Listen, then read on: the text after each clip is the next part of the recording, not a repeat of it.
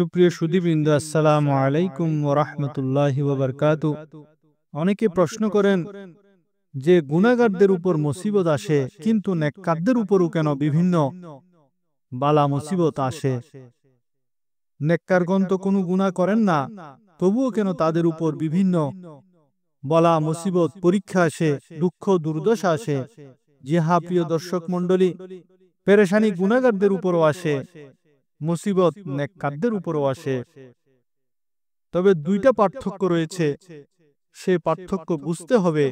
নেককার তার নেকির বদৌলতে ততটা আল্লাহর নৈকট্য হাসিল করতে পারে না, কিন্তু যখন তার উপর কোনো বালা মুসিবত আগমন করে আর সে তাতে ধৈর্য ধারণ করে, তখন আল্লাহ তাআলা তাতেই সেই নেককারকে নিজের নৈকট্য দান করে থাকেন।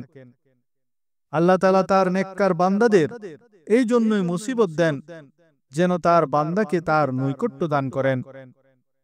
সেজন্য মুজাদ্দিদ আল ফেসানি রাহমাতুল্লাহ আলাইহি বলেন, যখন বান্দার অন্তর আল্লাহর ইবাদতে না লাগে, তবুও যদি বান্দা আল্লাহর ইবাদত করে, তখন তার আধ্যাত্মিক উন্নতি ঘটে।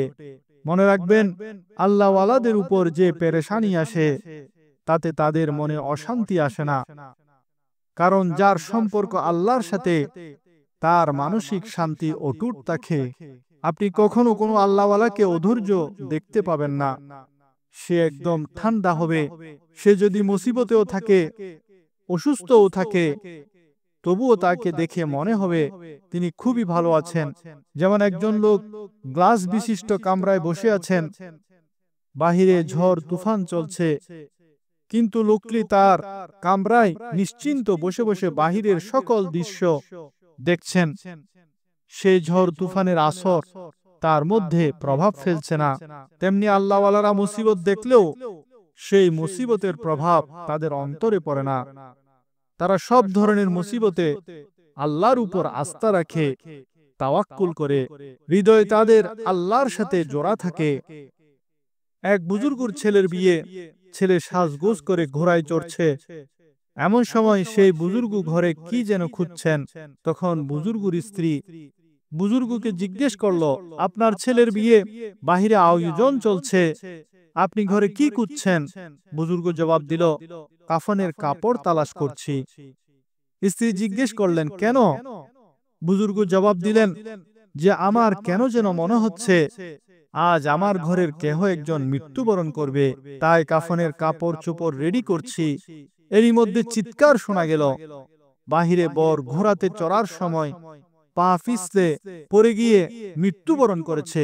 আল্লাহওয়ালাদের উপরও মুসিবত আসে, কিন্তু তা তাদের অন্তরকে পেরেশান করে না, বরং তাদের অন্তর থাকে একদম ঠান্ডা। তবে এতে আল্লাহর সাথে মহব্বত, আল্লাহর সাথে সম্পর্ক, আল্লাহর প্রতি মনোনিবেশ আল্লাহওয়ালাদের আরো বেড়ে যায়। আর যদি কোনো গুনাহগারের উপর মুসিবত আসে, তখন তা হয় সেই গুনাহগারের গুনাহের ফসল। আর তার পরিচয় কিভাবে পাওয়া যায়?